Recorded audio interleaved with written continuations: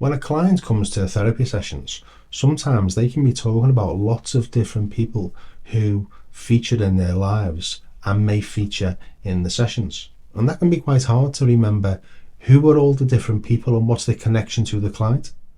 In this video, I'm going to show you a technique I use to help get past that, and it works like a charm. Let's get into it.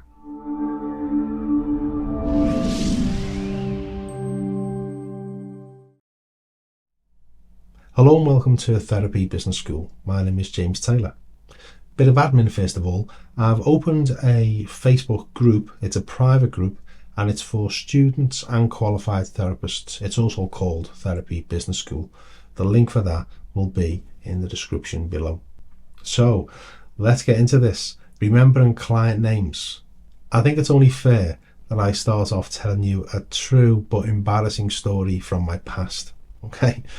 So, for those who may have watched a few of my other videos, you might have heard me mention before, my previous career, I was a detective in the police.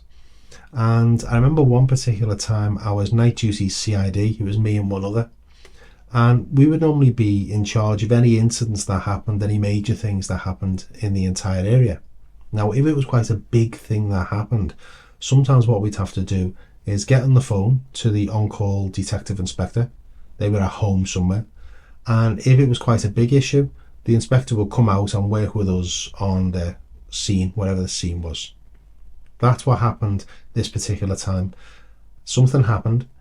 The on-call DI, or the on-call detective inspector, was notified. They were an officer from a different area. I didn't know them, and they turned up and were working with us all night.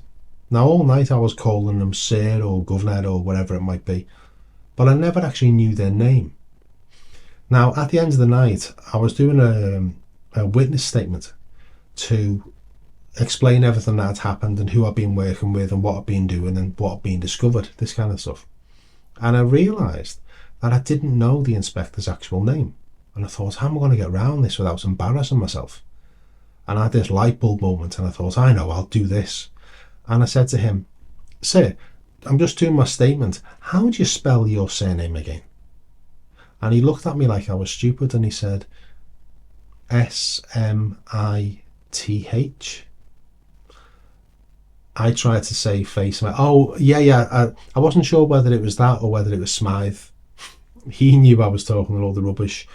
I was talking a load of rubbish. And it just wasn't needed and it wasn't necessary either. Now, that was just one person. If a client comes to your therapy sessions, they might be speaking about lots of different people and what their connections are to them and how that person's linked to that person. And it might be family or friends or a work colleague or whatever it might be. It's hard to retain and keep track of who's who in the dynamic.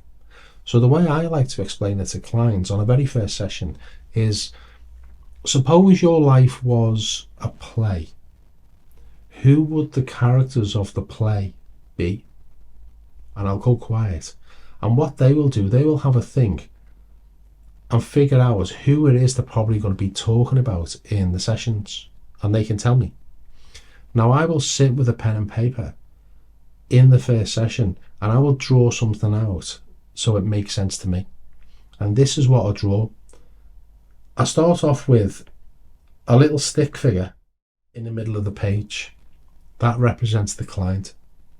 And I'll get the client, as they're telling me, I'll jot down certain relevant details. So it could be things like mum, maybe there's dad, maybe there's a sister, maybe there's another sister, let's say there's a brother, and let's say there's a friend. Now, I'll get some extra details. With the likes of mum and dad, I'll establish, are they married? Are they divorced? Were they ever married? Are they alive? Have they passed away? With the sister, I'll get the name and the age. And I'll do the same with the brother as well. So let's say sister 1 is called Polly. And let's say sister 2 is called Sarah. Let's make Polly, for the sake of this, 32, and we'll make Sarah 30. So you'll find out the details of the client. You get the details of the brother as well. And also get details of where is your client in the dynamic of the siblings. Are they the eldest, the youngest, somewhere in between? What's the relationship like with the client with them? What's the relationship like with them with each other? With the friend, also go for the name, but also go for the age of the relationship as well. Is this a 5-year friend? Is this a forever friend? They've always been around from school, whatever it might be. Now, when you're working with this, it really helps when you're with a client if you talk about the person, their name. So instead of the client saying, oh, my sister did this and my sister did that, if you were to say, which sister, would that be Polly or would that be Sarah? They will clarify. And then if you keep on using the name of the sister, in this case, let's say it's Polly. If you keep on using the name, so Polly was doing what exactly? And when Polly said that, what was that like for you? And what else did Polly say? What did you want to say to Polly? Now, if Sarah's on the scene, what was Sarah doing while this was going on? Now, when you use the name, I've found that it makes the sessions flow better, as opposed to, so your sister was doing this and your sister was doing that. You didn't like your sister doing this. You didn't like whatever it might be.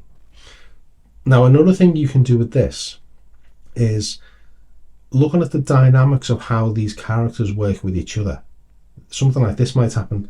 Let's say Polly is also good friends with the client's friend, thinks it's a good relationship.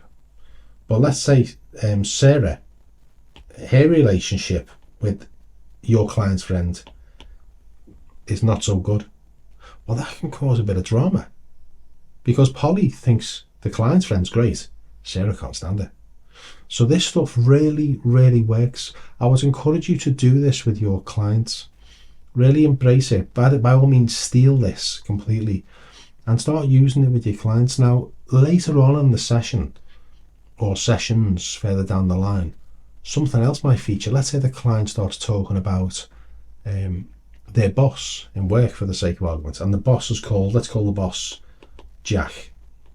Okay, well, you can add Jack to the list. Now, Jack, the only relationship between Jack and your client might be their work. They may not know any of the extended family, but you can add them to the list. So this is a bit of a spider diagram, really, to say, where do all these working parts, so if this is an engine, where do all these parts go that is making this engine work effectively or making it not work effectively at all? Huge clarity. Make sure you correct on the details. If there's any funny spellings, get the spellings down. But names, ages, relationships, dynamics, works like a charm. So I hope you've enjoyed this one. If you have, please remember to do the like, the share, the subscribe, ring the notification bell, because every time I upload a new video, you'll be notified, and it's all free of charge. And another thing that's free of charge is that Facebook group, and the link for that will be in the description. So I hope you've liked this one. If you have any techniques yourself that you think might be helpful, drop them in the comments. So this is James from Therapy Business School, and I will see you on the next episode. Bye bye.